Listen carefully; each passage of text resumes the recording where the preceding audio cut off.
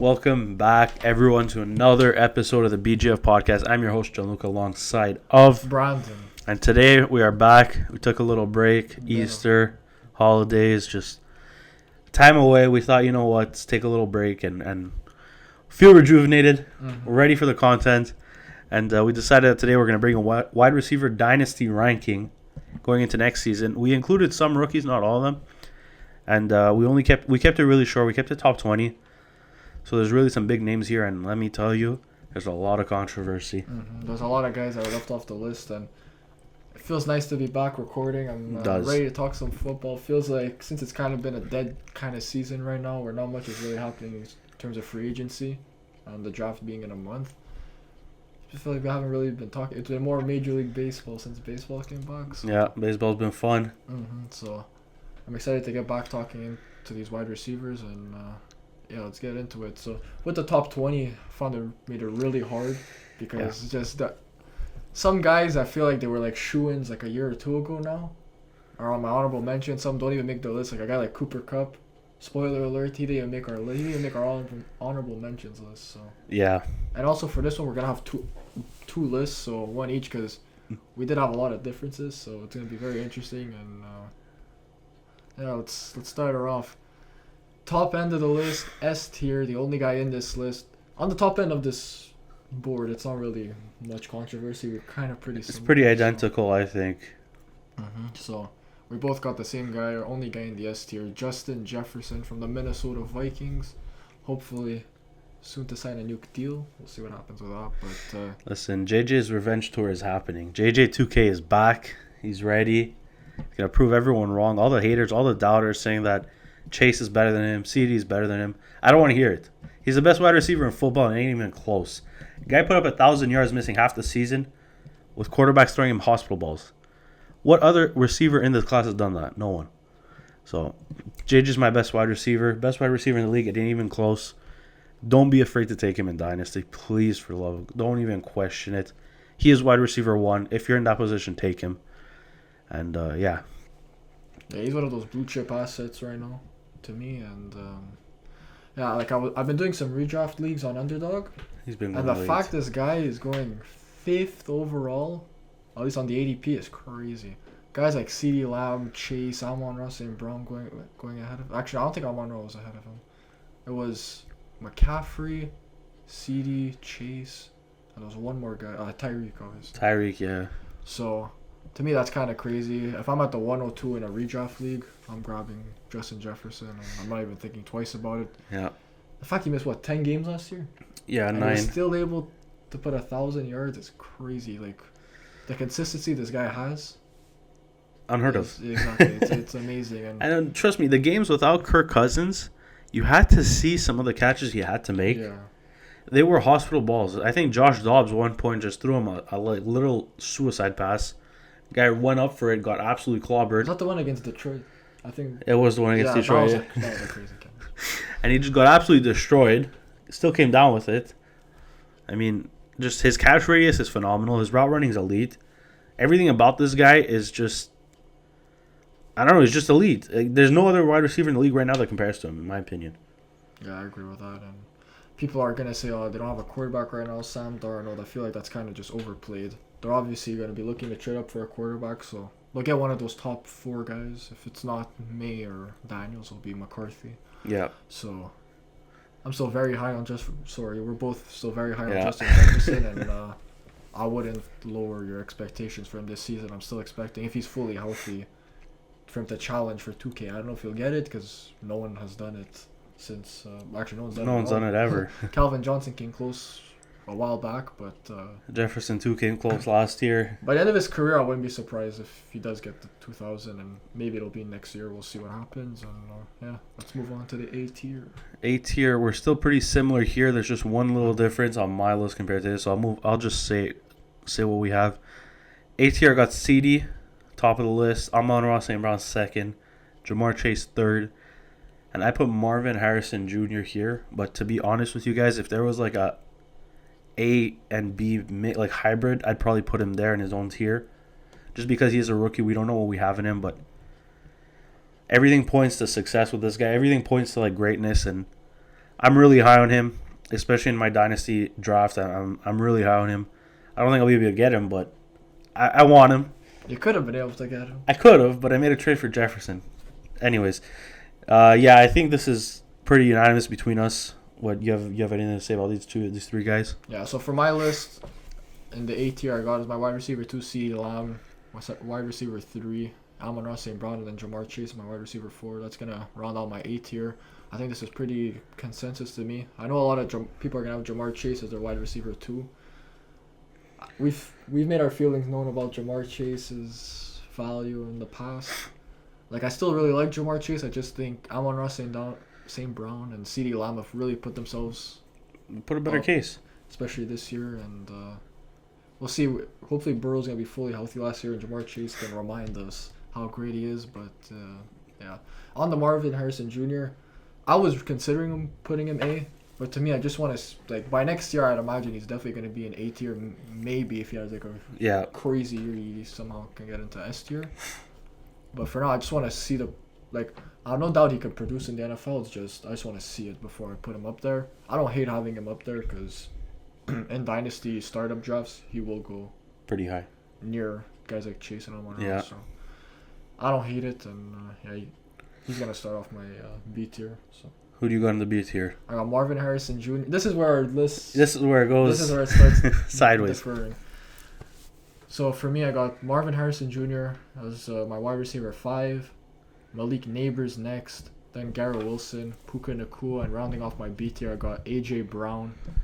Once we got here, it kind of started to get a bit more difficult because you got a lot of cases you can make for different guys. Yeah. For me, Harrison and Neighbors at the top of the tier. These two are two of the best wide receiver prospects we've had in the last 5 to 10 years. I think they're probably the best since Chase. And if Neighbors was in any other class, I think he would be the wide receiver 1. Most likely the alpha. It just shows how stacked this wide receiver class is right now.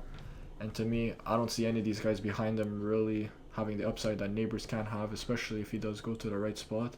The landing spot is a big question mark, but even though, no matter where he lands, I think the talent is going to be enough to make him a super valuable wide receiver. Then we got Garrett Wilson, a guy who really, he was another one that was hard. I'm just really high on him because what he's been able to do in his first 2 years without really any half-decent quarterback play, with terrible quarterback play, and Zach Wilson, who the Jets can't even give away for free. So yeah. the fact he's been able to put over 1,000 yards in both years with that.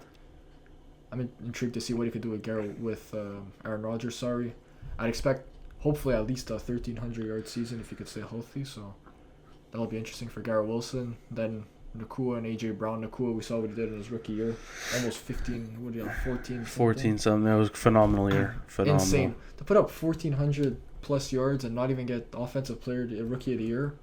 Unheard of. So.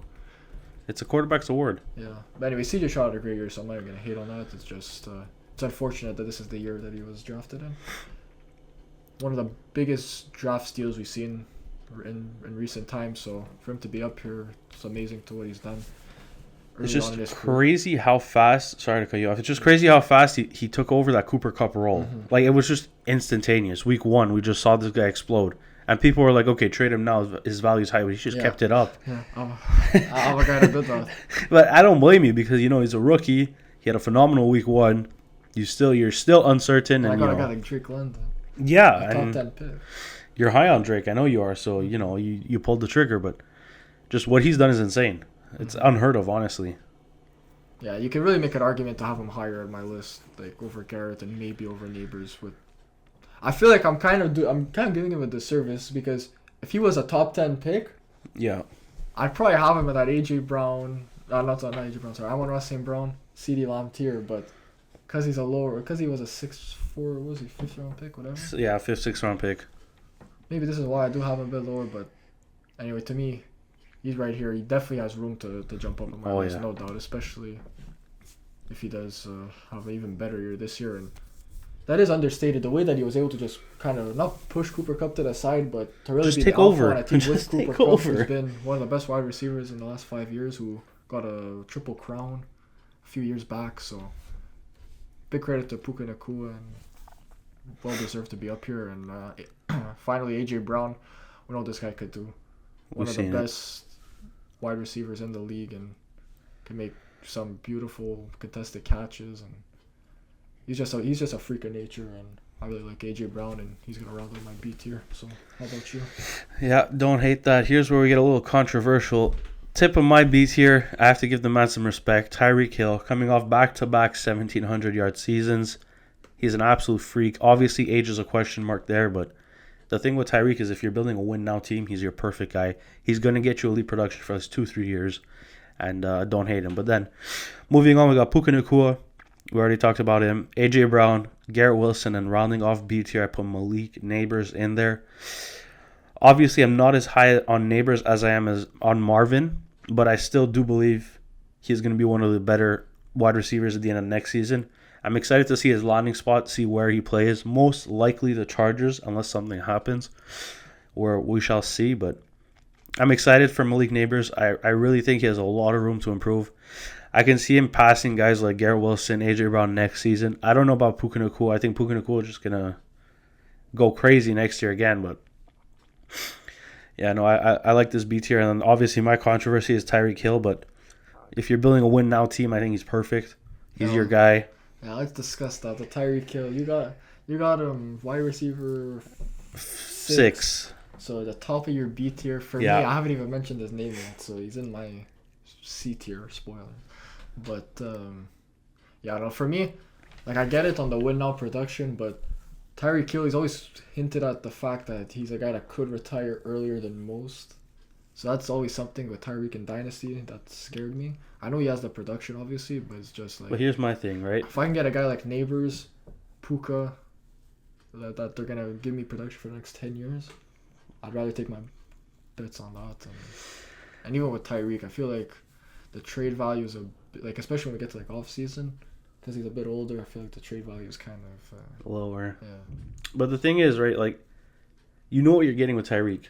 The other guys there's still a little bit of uncertainty. Maybe you can say, okay, not Puka, not AJ. But Garrett, like, he hasn't broken 1,000 yards. Yeah, he has. 1,001. Okay. 1,001. I mean, like, Tyreek has just had that 1,700-yard season back-to-back.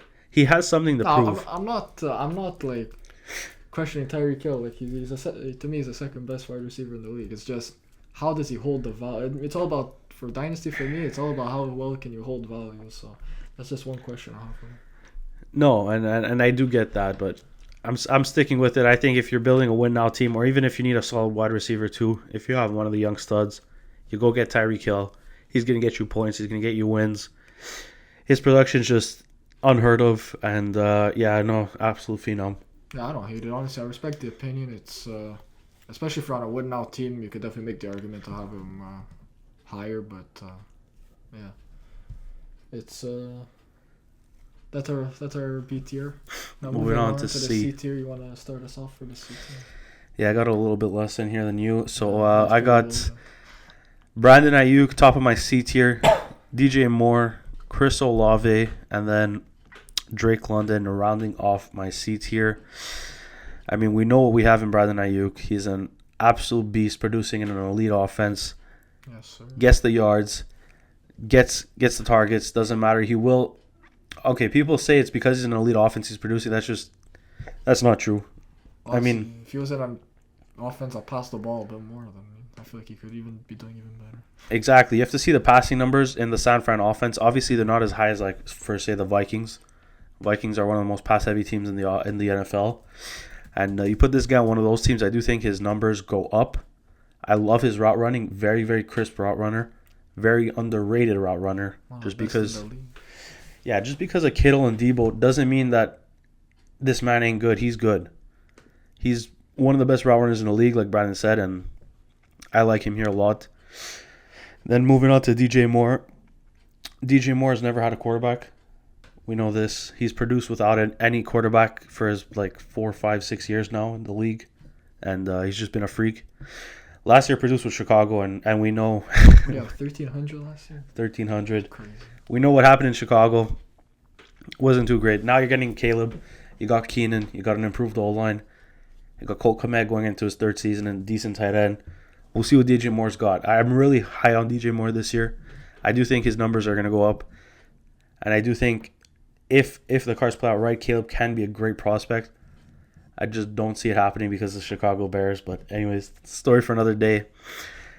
Chris Olave. We know what we got in Chris Olave. Consistent 1,000-yard receiver. Same sort of situation as DJ Moore. Doesn't really have that quarterback per se. Yeah, you can make a case that Derek Carr's not bad, but I mean, he ain't great. He has those games where he just throws the ball everywhere, and then he has those games where he's invisible. And Chris Olave's production sort of been up and down. That's why I have him in the NFC tier. And then Drake London. Drake London is an interesting pick for me here. Kirk Cousins, obviously quarterback next year for the Falcons. That's why I have him so high, especially above some of the guys I have in D tier. We'll get into that a little bit later, but he's been producing without a quarterback as well. Excited to see what he does finally with a quarterback. I do believe Kirk Cousins is going to give him that elite production.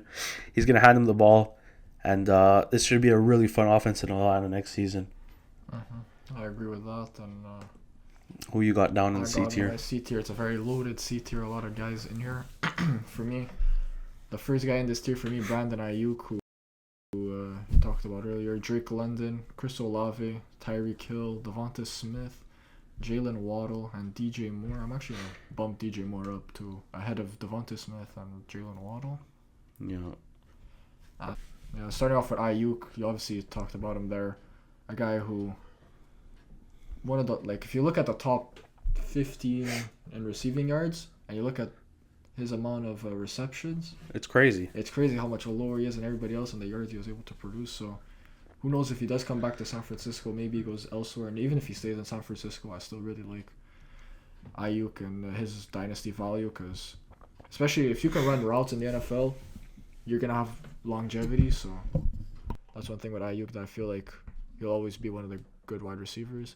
Then next up, a man that has one of the biggest hype trains in the league right now, Drake London. Some of the deals I've been seeing for Drake London and some of just the polls, like seeing what his value is, are crazy. I saw something 103 or Drake London. I really like Drake London, but the 103 could potentially get a franchise quarterback. So yeah. To me, that's kind of crazy, but the Drake London hype train, especially with Kirk Cousins coming in now, is very high, and I've been on it for a while now, so I'm happy to see people starting to get onto the Drake London train. And to me, like you said, very similar to DJ Moore and guys like Chris Olave. They haven't really had quarterbacks so far, and it's going to be nice to see what he does this year. Next up, Chris Olave, another guy you talked about. Stuck with Derek Carr, which is kind of something that kind of hurts him, but still able to produce big numbers, and I expect that to continue. And then next up, the controversial one, Tyreek Hill. Tyreek is I love Tyreek low. Hill. To me, he has a conversation for the best wide receiver in the NFL right now. But I'd probably give him number 2, but still, it's just like what we said earlier, the longevity and how long does he have left and how long can he retain his value. That's really just the big question mark for me with Tyreek. But in terms of the talent, we all know it's there, and he's one of the best. DJ Moore, another guy you talked about, hasn't had a quarterback yet and can still put up big numbers. And now with Caleb and Keenan Allen there to take some pressure off him, hopefully, I'd imagine DJ Moore could jump up in this list. And I don't know, you could really jump up big time, or you could drop a bit, because with Keenan Allen there, we know how much of a target hog he is. So yeah, we'll see how that works out. And then two guys I don't think you had. Not yet. Devonta Smith, one of the better wide receiver 2s in the league, could argue he is the best. A guy that, if he wasn't on the Eagles, could put up wide receiver. Let me go look at his numbers quick. Wide receiver 1 numbers, yeah. I don't hate that. I just have some guys ahead of him. And in terms of the talent, I really like Devonta Smith, the Slim Reaper. The Slim Reaper. I feel like he's always very consistent, and some days looks like the wide receiver 1 on that team. And then next up, Jalen Waddle. He is coming off a disappointing year this year, obviously, a lot of injuries. But you look at his numbers in his career, he had 1,000 yards as a rookie when that Miami team was absolutely terrible. And then 1,356, elite numbers. It looked like he was on the way up to be one of the best young wide receivers, and especially with Tyreek being older, taking over as the wide receiver 1 in Miami, and a lot of people are high on him. And then this year, obviously, he only plays 14 games. and still goes over 1,000 yards, which is Always nice. always nice. And I'd expect a bounce back here from him. I don't know how much of a bounce back here. I don't know if he can get back to close to 1,400, but I'm still expecting a 12 to 1,500 yard year from Jalen Waddle this year. And so he runs on my C tier, and yeah. We got down to the D tier. My D tier is a little stacked. Yeah, I only got 3 names in here. And they could be interchangeable. Really, the guys in my honorable mentions, especially Jordan Addison, I could kind of make a case for.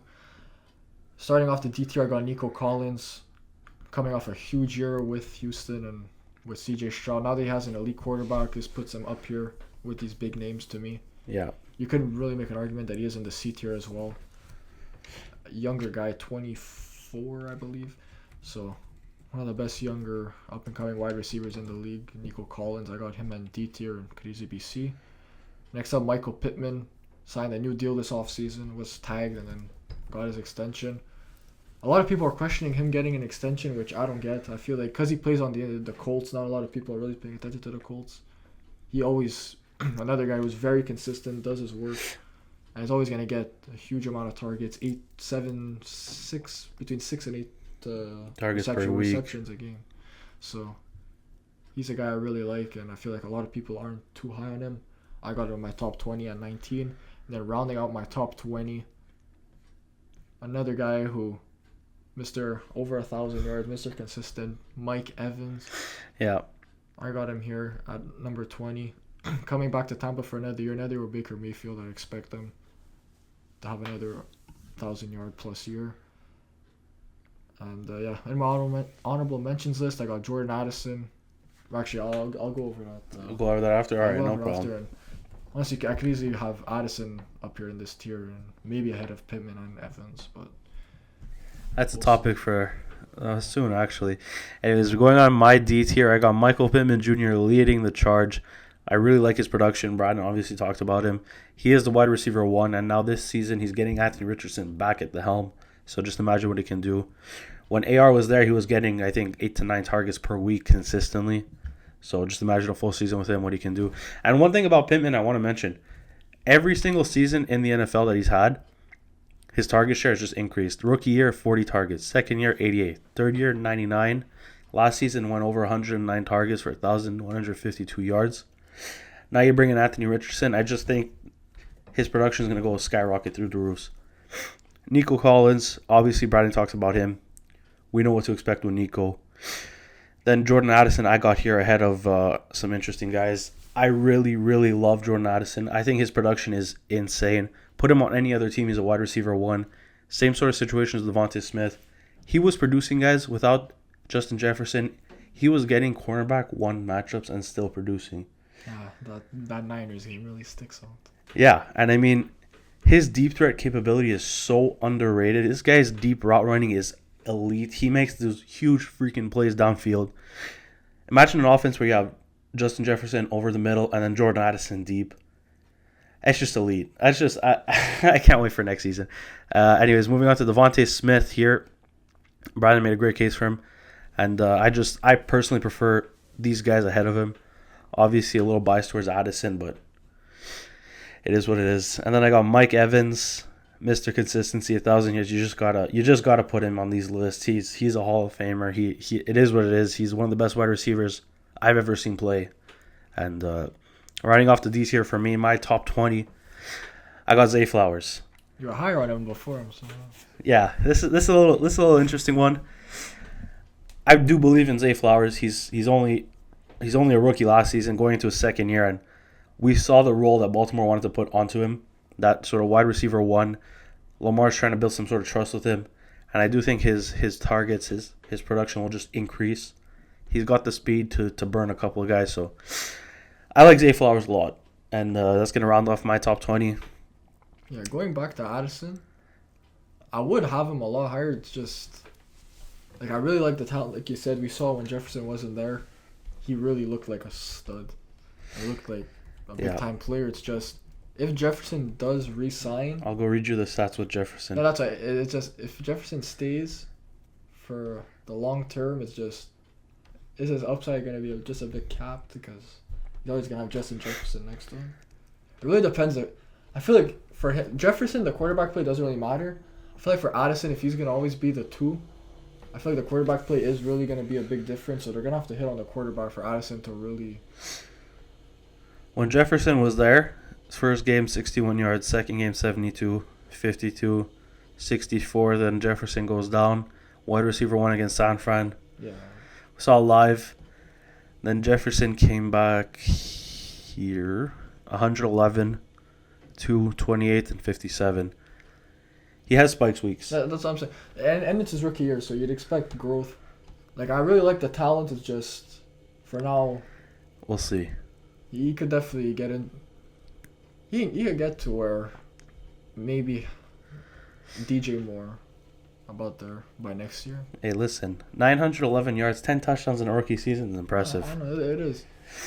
It's just with Jefferson there. I get your debate, though. I get it. Young guy. He still got time, man. It's only he's going into year 2. Yeah, we're off the crown too early on. So. No, for sure. Anyway, we'll get into our honorable mentions. Like I said earlier, I have Addison. Could easily be in the top 20, but just misses out slightly. Then I got DK Metcalf, T. Higgins, and Devontae Adams. Guys that, honestly, these 3 were shoo-ins last year. So it's kind of crazy that they're not even on the list now. Yeah, those are my honorable mentions. Honorable mentions. I want to have a little fun with this one. I got Stephon Diggs. Still got to praise him a little bit. He is a good wide receiver, and I do think he has some value. Just doesn't have as much value as when he was younger, and unfortunately for him, his production has been slipping, has been decreasing over the years. So we'll see. Hopefully, he has a bounce back next season. I still like Diggs as a receiver, but T. Higgins as well. I agree with that. I think T. Higgins is a beast and a very, very good wide receiver too, especially if he finds a new home. He is automatically wide receiver 1. Just plug him in there. He's going to do the work. Then I got Mr. Josh Reynolds, the new wide receiver 1 for the Denver Broncos. That's an inside joke. It's an inside joke, but honestly, I'm probably drafting Josh Reynolds this year. I won't lie. Yeah, like the 15th round. He can be a sleeper pick. I do think he might see some. He will see some production in Denver. There's no one. Yeah, just because there's no one throwing the ball either. So. There's no one. He's gonna get at least like 900 yards next season. I don't know about that. I don't think just because you're the only option. I don't think that really like Carroll. No, besides Thielen was there. But what's a team with like the Giants? The Giants have absolutely. Just because there's no one doesn't mean you're guaranteed the production. Yeah, I do like Joe. Like he was solid with the Lions, but it's a very different situation. It is a different. I agree with you. But he got paid. He's a wide receiver 1. How much did he get? $12 million. A year. I think total 6 per year. I think it might be 12. That's more. It might be 12 per, but I'm not too sure. I hope not. I have to look into that. But anyways, yeah, he got paid. Wide receiver 1 in Denver. Should be a fun little year for him, and I think that pretty much wraps up the video for today. Hope you guys enjoyed. Let us know in the comment section down below whose list you prefer, or make your own list even, top 20. Or give a shit. Or give us shit. You know what? We take anything. And we appreciate the comment, guys. Keep interacting with the videos. The support on the channel has been great. Also, just wanted to shout out, it's been a year now that we've been doing this podcast. Been talking on these microphones for over a year, and time flies. Time really does fly. It's crazy to just see. We're looking back at it the other day, our first video, see where we came from and where we're at now. It's just missing. It's night and day. Let's just say that.